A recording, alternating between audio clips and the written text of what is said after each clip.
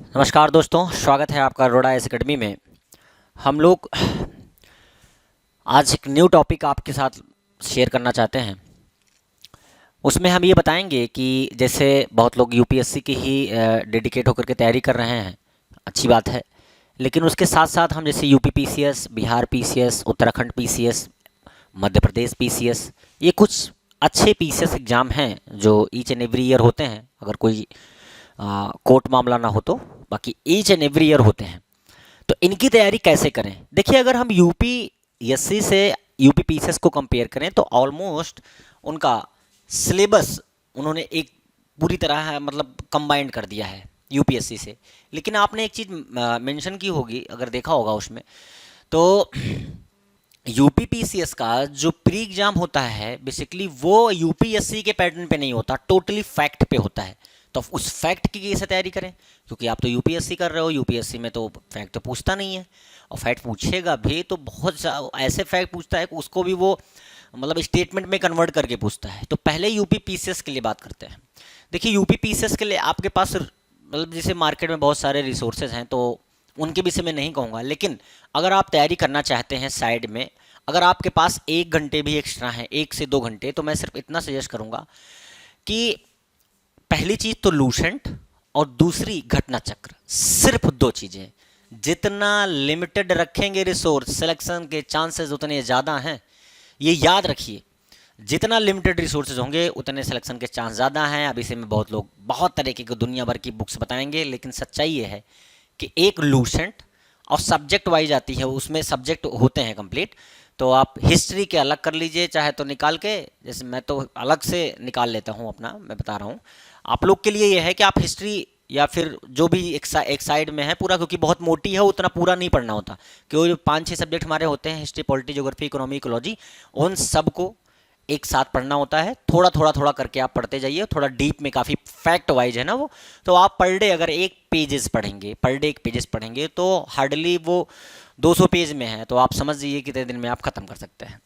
दूसरा घटना चक्र, टोटल रिव्यू है करीब 8 state exam plus UP PCS का, यूपीएससी का।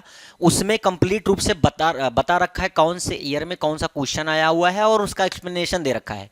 अगर आपको एक्सप्लेनेशन के विषय में पता है, मान लीजिए कोई क्वेश्चन ऐसा पूछ रखा है जो यूपीएससी में पूछ रखा है, वही स्टेट में पूछ रखा है, और एक्सप्लेनेशन आपको पता है बंगाल विभाजन कब हुआ, जैसे पूछा एक फैक्ट में, और किसके द्वारा किया गया, तो ऑब्वियस सी बात है कि वो आपको पता होगा 1905 में हुआ। तो फिर वो आपको एक्सप्लेनेशन पढ़ने की जरूरत नहीं है, आप टिक करो, आगे बढ़ो।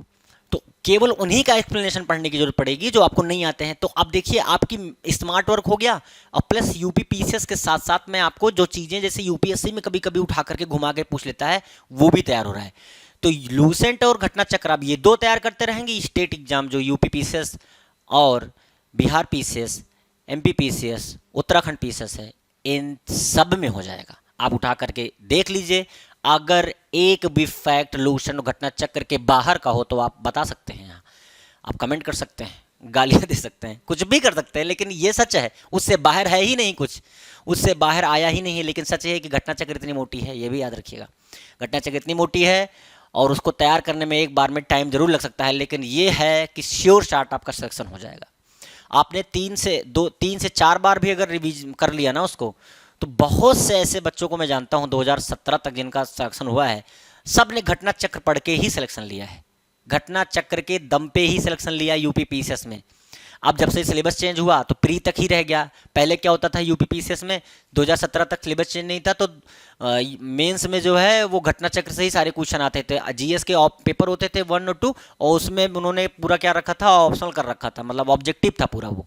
तो सब घटना चक्र ही रट के चले जाते थे और पास होके चले जाते थे, बस उसमें किसकी कितनी मेमोरी पावर होती है उसी हिसाब से। तो कहने का मतलब ये 2 रिसोर्सेज आपके लिए एकदम रामबाण हैं, ये समझ लीजिए कि ये अमृत है, घोट के एकदम उसको पी जाइए।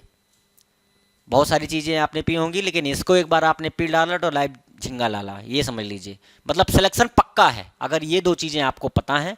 तो मेंस में तो आप पहले से ही कर ही रहे हो यूपीएससी का, तो कर लेंगे। क्योंकि अदर मेंस की अगर हम बात करें, उत्तराखंड मेंस थोड़ा अलग है, यूपीएससी यूपी पीसीएस की तरह नहीं है। बिहार पीसीएस का जो आप देखें तो उसका मेंस अलग है, आपको केवल अलग से चीज़ें पढ़नी पड़ेंगी, उसके मेंस के अकॉर्डिंग काम करना पड़ेगा। एक क्वेश्चन वहाँ 38 नंबर का आता है, यूपी पीसीएस में वही क्वेश्चन 10 नंबर का आता है, वहाँ 38 नंबर का आता है। 22 मिनट मिलते हैं आपको एक क्वेश्चन लिखने के लिए। यूपीएससी में आपको मोर देन मैक्सिमम 7 मिनट मिलते हैं, 7 to 9 मिनट, ऐसे जो भी आपको अपने हिसाब से सहूलियत से आप लिखना चाहें जितनी तेज़ी से। तो कुल मिलाकर के 20 क्वेश्चन लिखने होते हैं यहाँ पे, लेकिन वहाँ पर सिर्फ 8 क्वेश्चन ही अटेम्प्ट करने होते हैं, जैसे अदर स्टेटों में है किसी में 12 क्वेश्चन अटेम्प्ट करने होते हैं, लेकिन सिलेबस थोड़ा थोड़ा अलग होता है।